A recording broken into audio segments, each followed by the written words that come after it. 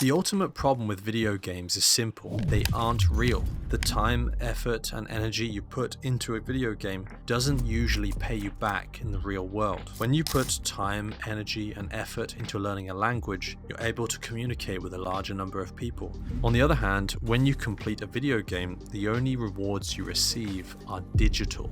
You get achievements, XP points, you level your character, you beat the final boss, but the world doesn't care. The reward mechanisms in your brain, which should be pushing you towards achievements in the real world, are tricked into getting fulfillment in a digital world. Many avid gamers find themselves at 30 years old, suddenly realizing that they haven't achieved a damn thing in their entire lives. Video games cause people to fall behind. The dopamine reward system in your brain believes you're heading towards success, yet your efforts are poured into a digital world, and the digital rewards you receive don't usually transfer into the real world. You live in reality, not inside your screens.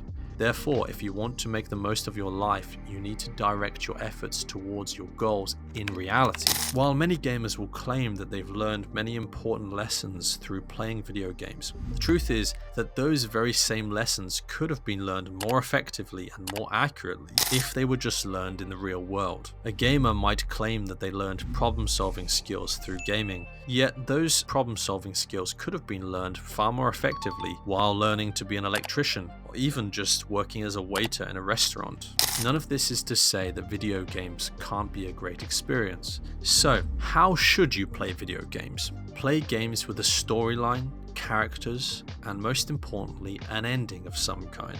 Video games can be a work of art like a book or a movie. They can include incredible writing, artistic graphics, and beautiful music and sound effects. They're an experience arguably more engaging than a movie. So have the experience, complete the game, and then crucially, move on. Play games as a social activity. Get your mates together on a Thursday night and meet up to play an online FPS shooter for a couple of hours. Playing games with your friends can be hilarious, exciting, and make memorable experiences. Play video games if you think you can become a pro gamer. Gamers who make real money from playing video games are an incredibly small minority. Still, if you truly think you can become a pro gaming star, then by all means, give it your best shot. Play video games if you're a content creator. If you think making YouTube videos, streaming on Twitch, or writing blogs about video games is a good way to earn a living, then go for it.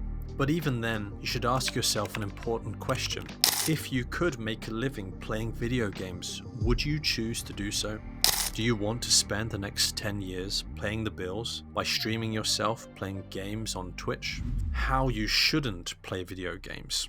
Playing video games for reasons of pointless completionism, maxing out your character, doing torturously boring and mundane activities for hours on end just to reach 100% in the game. Playing video games to get to the top of the high scores. Players around the world strive to put their username in the top 25 names on the high scores table.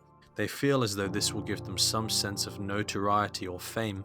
It won't, and nobody in the real world is going to notice if your username is in the top 25 high scores table. Playing when you don't enjoy it. Don't play a game you don't even enjoy just because of your completionist urges. Have high standards for games. If the game sucks, if the missions are repetitive, if training your character is boring, then quit and do something else.